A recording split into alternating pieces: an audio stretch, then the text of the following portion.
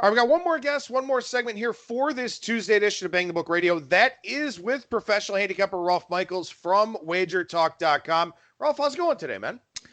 Going great, Adam. My favorite time of the year. College football adjustments, NFL halfway through, NBA, although I don't do much with it. The NBA stat sheet will be starting up around the corner, and, of course, continue to grind away on some college basketball information. Yeah, 2 weeks away from the start of college hoops. You starting to feel the pressure? I am. I don't have to worry about it too much, and my philosophy is this. I do a lot of work on college basketball. I changed things I did some ways this year. I tried to do a little bit on every conference the last few years and then continue in November to update those conferences. And I decided this year that, while it's not good for getting content out because I don't have a lot of little things on everybody, I've specialized in a few conferences, and I decided that, if there's value in those conferences, I'm going to use them.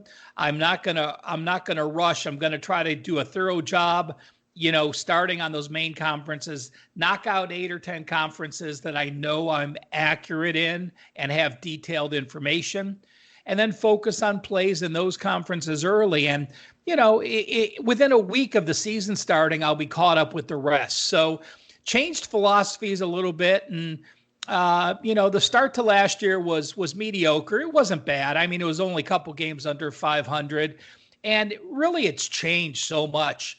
College basketball, 10 years ago in November, you had a handful of games each day, and it was like cherry picking. There was some great value, but as we talked about now, with KenPom being a more public venue, instead of us using KenPom to handicap against Vegas, we are now handicapping against KenPom because Vegas is using KenPom.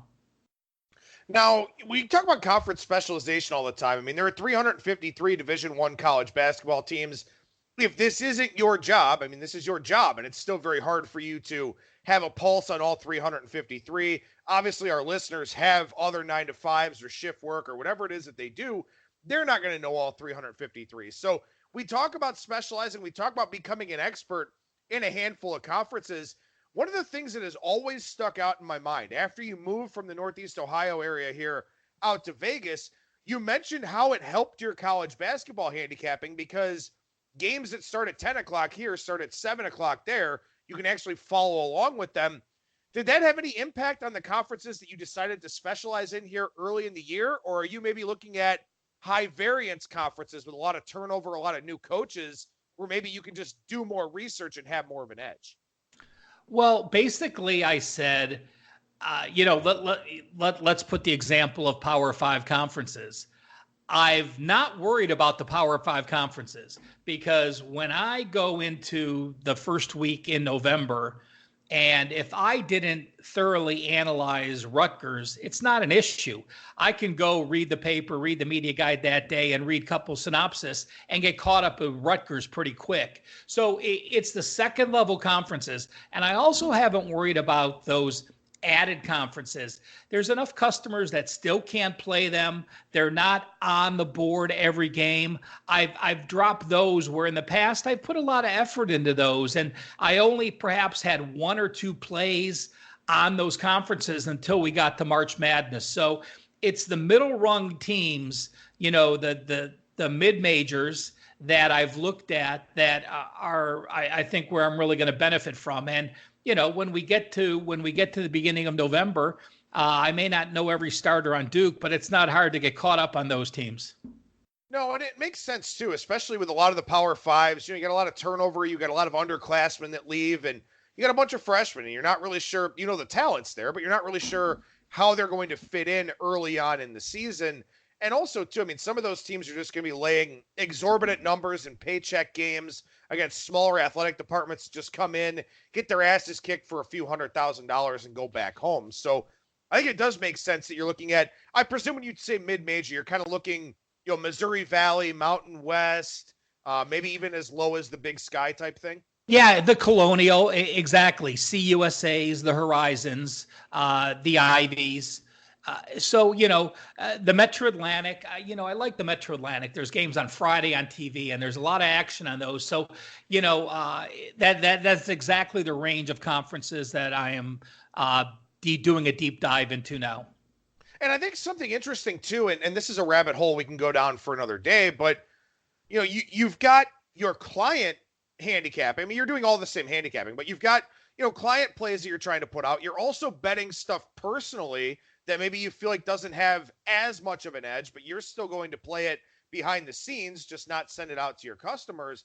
That's tough too, trying to find that balance of plays that you're going to send out to clients and plays that you're just going to personally bet.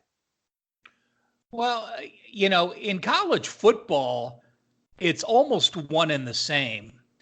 In college basketball, there's, when you're sending plays out, you have to send them out at a time where a reasonable amount of people can play them. So I would say college basketball, mostly those games that I'm betting that I'm not sending out are totals that I bet first thing in the morning.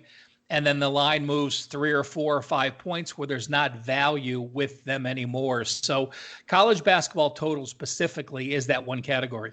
Yeah, and of course, there's the half times and derivative type stuff that you may be playing as well, live betting opportunities, things of that sort. So a lot of stuff for college basketball. Again, as Rolf said, we'll get into some more of it next week as the season gets closer. And then what we'll probably do for the most part here during the season, we'll try and split the segment in half college football, half college basketball with Rolf, or who knows, we may even go full college basketball, depending on how things go here as we go throughout the month of November. But switching over to the college football side here, a little bit of Week 8 reactions. I mean, obviously the big losses for Missouri and Wisconsin, complete chaos and craziness there. Outside of that, any big takeaways here in college football heading into Week 9? Looking back at my power ratings and what I've raised, the most surprising teams to me, really Navy, SMU, Central Michigan, and Ball State. I'm going to throw Tulane in there too. So, those are the teams that I had lower, most people had lower, aren't teams that I thought would bounce up and be as good as they have been. So, right now, put it in perspective, I have Ohio State up 13.5 points for my August power ratings. I also have Navy up 13.5 points. So, again, Navy was a team with 8 or 9 returning starters and, without the quarterback that you think could lead them. And they just showed there's times where when you're a well-coached team and you have a system in place and, you have seniors that are moving up the ranks that they can play competitive ball. Yeah, and it's interesting. I mean, I'm looking here at the list, and of course, you posted this over on your Twitter feed at CalSportsLV. An absolute must follow. I'm sure most of our listeners already follow you. If you don't, you most definitely have to. I talked about it last week, that Georgia Southern and Army game. I had Army a 20-point favorite coming into the season. I see you made 14 points worth of adjustments for those two teams too. Here over the course of the year, 7 for each. It's amazing to kind of look back and see where you had things earlier in the process, where you have things now, and just how some of these markets have just dramatically changed. It has, and I even could move Army down more because I was like you, and I had my power rating in that game last week was significantly slanted towards Army, but I don't like making crazy adjustments. I still, if you're moving a team down 3 and you're moving another team up 3, that means you have a 6-point difference. Well, if those teams were playing that week, would there really be a 6-point difference in the line? Well, there might not be a 6-point difference in the line, but there was a 6-point difference in where my power rating was compared to where the line was. So, there's times where you see a change like that. I had Army down 3 and I had Georgia State up 3. So that is the exact scenario we're talking about. But when I looked at the line and looked at the game by game lines and look what Georgia State had done, they were truly an impressive team with that offense. And as I look here at your list, you've got 2 MAC teams that you've moved way down, 2 MAC teams that you've moved way up. The up teams, Central Michigan and Ball State, the down teams, Akron and Ohio. And it makes me feel good as somebody who's an amateur handicapper and largely just a content provider here more than anything. I've been all over the place with the MAC all season long. And so have you. And I think so have a lot of people out there, because that conference just isn't very good. But again, this is why it's important to crowdsource opinions, to have a network, to be able to talk to people, to be able to listen to shows like this. It makes you feel less alone sometimes.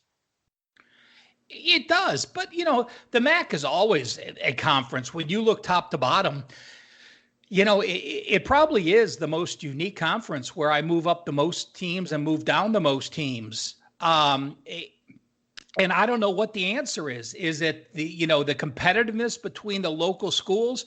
The MAC, like any other conference, unlike any other conference, has so many little local rivalries that these teams are only a few miles away. Ohio Bowling Green and the directional Michigans and, Akron, Kent State, that, perhaps that we need to shorten those numbers when they're playing those rivals, and it's not as big of a number as your power rating has from top to bottom.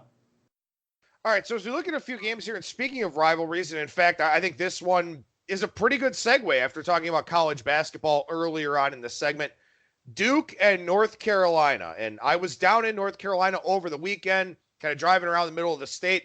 Feels like all the roads there in that state either lead to Chapel Hill or Durham. This game will be in Chapel Hill. North Carolina, a 3.5-point favorite. Some fours kind of popping up out there as well. Again, everybody thinks of this as a basketball rivalry, but there's no love lost on the gridiron either. There isn't. And, anytime you're looking at Duke and North Carolina, this is one of those situations where, we have a team in North Carolina that I've been very impressed with. I did not think Mac Brown would come in and make the difference he did.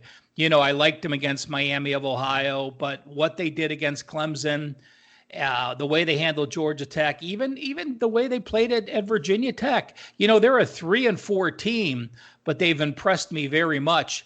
I look at Duke and I say, well, you have a Duke team that's beat North Carolina 3 straight. So the North Carolina situation has revenge. You have both teams coming off emotional losses in Virginia. Duke lost at Virginia, North Carolina, Virginia Tech. But I think it's going to be tough for North Carolina to come off that loss the way they did. I mean, the first overtime game to go to the 2-point conversion, it was a game back and forth where if their field goal kicker had made a field goal, I think this is going to be a close scoring game. And, you have a personnel change in Chapel Hill. They changed their field goal kicker because of that game. So, now you have a first-time kicker who's replacing a scholarship kicker who's thinking, oh, well, this is my chance to make hay, and he's playing a rival in a game that I think is going to come down to the wire. Yeah, and this is one of those, too, as you mentioned, North Carolina has dropped 3 straight, so anybody who's a senior on that team, they don't want to go all 4 years without beating Duke. You have a Duke team here that I think it's kind of tough to figure out what they are, because they weren't overly impressive against Georgia Tech. They lost that game to Pitt. They got blown out last week, although turnovers played a significant role in that game. I believe Duke had 5 of them in that one. So yeah, I think you've got a very tough handicap here for a lot of different reasons. I talked about this in my situational piece. Duke has a chance to hold the decade advantage here. They're up 5-4. If they win, they'd be 6-4 in the 2010s here. They haven't won this rivalry series for a decade since the 1950s. So I don't know how much players care about program history, but that's just kind of a fun little fact about this game. And really, the game comes down to, turnovers. Statistically, I think Duke's played a little better, but they're -5 turnovers on the season. And if you look at their losses, they were at Virginia, they were -3 turnovers. Their loss at Pittsburgh, they were -2 turnovers. Their loss at Alabama, they were -2 turnovers. Not that they were going to beat Alabama, but in their losses, they were -7 turnovers. They were even or plus the turnover advantage in all 4 of their wins. North Carolina, meanwhile, has been a solid team. Sam Howell, a 23 ratio. And the only game they were a negative turnover situation in was against Appalachian State. A game they had an 84-yard edge at home against Little Brother, but didn't win because they were -2 in turnovers. So again, no surprise that, when you have these teams that are are in the mediocre range. They win when they don't turn the ball over. They lose when they turn the ball over, which has clearly been the case with this team. And, that's what these two teams usually come down to. North Carolina here in the season, losses by 6, 3, 1, and 2. Wins by 4, 3, and 16. So a lot of close games here for North Carolina, which, not that we're going to talk about this game here, obviously, because it's not until next week. Maybe we talk about it in this segment. But if North Carolina plays another close game against Duke, I'll fade them next week at home against Virginia, because there's only so many close games you can play without it having a really big, letdown factor at some point. Yeah, I mean, App State goes down to the wire. Clemson, we know, goes down to the wire. You were leading 17-0 against Georgia Tech. What happens the second half? You get backdoored, allow 22 points. And then, you go to 6 overtimes and, you had a couple opportunities to make a field goal to beat Virginia Tech. So I agree with you. If you didn't have a new head coach buying into your system, this would be the exact type of team you look to fade now. But these players really, from what I'm reading, really buy into Mac Brown. And, although he's a veteran, experienced, I'll just say old head coach, the young kids are still, he has put a new enthusiasm into the program. All right, so we move to a 3:30 Eastern time kickoff here. Game 187-188, Texas and TCU. Texas, anywhere from a 1-point favorite to a 2-point favorite. 1.5, kind of the consensus number out there on this one. Total in the 60 range. I've got this game Texas -3, but I don't think I want any part of either side here. Well, the interesting thing is, I mean, it opened up TCU 2.5, that real early number. And that's the number that gets put in the newspapers. And, Texas already commented, oh, we're a dog in Fort Worth. So you're looking at a situation where TCU is the team that I'm concerned about. I had TCU much higher in my ratings. Them being 3-3 is certainly disappointed. Gary Patterson already had a meeting with his team. He said, we're dogs. We're going to be a dog in 5 of our 6 games. If we don't win 3 of those, we need to pull at least multiple upsets to get to a bowl. So, it was a veteran team that I thought would play very, very well. They had 12 starters back, but they had a lot of seniors playing on the defensive side. You went to the quarterback change, and you have a freshman now who's going through back-to-back losses. But again, be it on the road at Iowa State and Kansas State. To me, I just don't see TCU's offense. Yeah, they put up 51 against Kansas, but the rest of the offense just isn't there. Normally with TCU, their defense holds them into the game, and they play a mistake-free offense. Well, they were minus turnovers in the loss to SMU. They were -2 turnovers in the loss to Iowa State. And I don't think TCU's offense can keep up with Texas enough in this game. Yeah, I don't think so either. I mean, this TCU team is so one-dimensional. And at least Texas has multiple ways that they can attack you. Obviously, the worry here about Texas is, the loss to Oklahoma and in the Red River shootout game that wasn't nearly as close as the final score would suggest. Oklahoma left a lot of first-half points on the field. And then giving up 48 to Kansas the following week. But no one's going to talk about how Texas scored 50. Maybe it was just an off day for the defense. So if I had to play something here, it would be Texas. But I think that you made a lot of interesting points there, about this game and really about why, it's so interesting that TCU opened a favorite. And I thought TCU got bet up too high last week against Kansas State. I was on Kansas State. It was the wrong side. It got there, but it was the wrong side. But TCU seems to get a lot of respect because of Gary Patterson. And at some point, you just have to wonder if Gary Patterson is enough to overcome the fact that there's just not a lot of offensive talent on that team. Yeah, I agree with that thought totally. He knows he's outmatched. One interesting thing is, when I go back and look at the stats, I had to go back to make sure I wasn't making a mistake. These two teams are both in the top 13 as far as pace goes, the number of plays per game. They're number 12 and number 13 in the country. And you think of a TCU team, number 13 in the country as far as pace of plays go.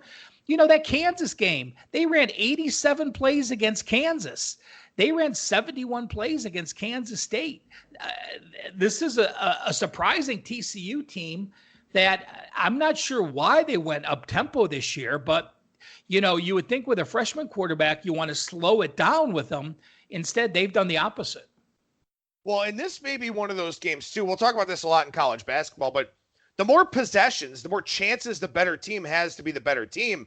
Texas is the better team here. So maybe I am kind of talking myself into a play on the Longhorns, because if this is a game with a lot of plays, a lot of possessions, Texas is the better team on all of those, I think. You can obviously say some things about the Texas defense, but I don't like TCU's offense at all. So maybe I'm kind of talking myself into a Texas position a little bit here in this one. Marquee game, 203, 204, Auburn, LSU, mid-afternoon kickoff here on CBS. LSU has done no wrong this season at all whatsoever. They've had a couple of close calls, but offensively, they're just so good. Auburn's only loss on the road at Florida, where Bo Nix did not play well at all. Both teams turned the football over a ton. Can Auburn keep up here? Can Auburn slow LSU's offense down? What do you think with the Tigers, the Auburn Tigers, that is, a 10.5-point dog? Well, I don't think so. You look at when they went to A&M, they allowed 391 yards. Then they go to Florida, they allow 398 yards. Now, those aren't 500-yard numbers we see, but, those are decent numbers for offenses that aren't nearly as good on the road as this LSU team is. LSU didn't have a great game. I was on them against Mississippi State, and they only had 413 yards. That was the first time they were under 500 since their opener. So, it was a game that, again, road games are different in the SEC, and going and playing with those cowbells, and, the pace got slowed where they only ran 60 plays because Mississippi State slowed the pace. At home, they can control that pace. And, Bo Nix played against Oregon, got a win, and went to A&M and got the win, and went to Florida.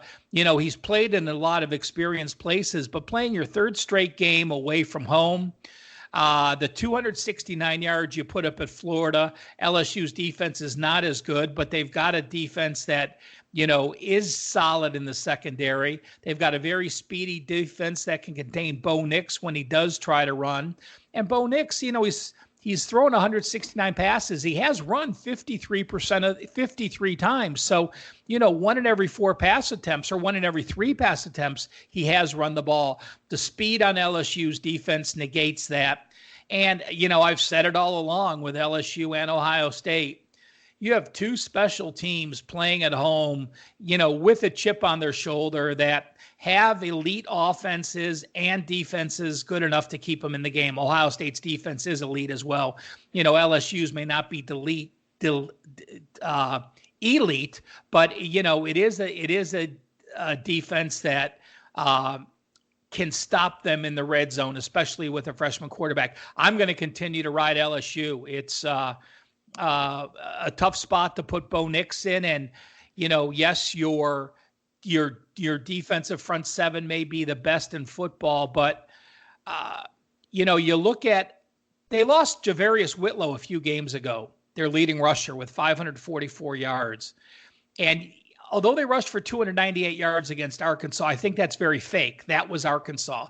I think he's going to be a big loss moving forward against elite defenses. So him being out, I believe, the rest of the year is going to hurt Auburn. It may not show yet. I think it shows up this week.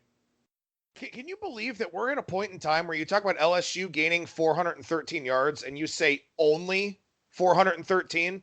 Like, 413 would be a great performance from them a couple of years ago. It's amazing what Ed Orgeron and the coaching staff have done there in Baton Rouge.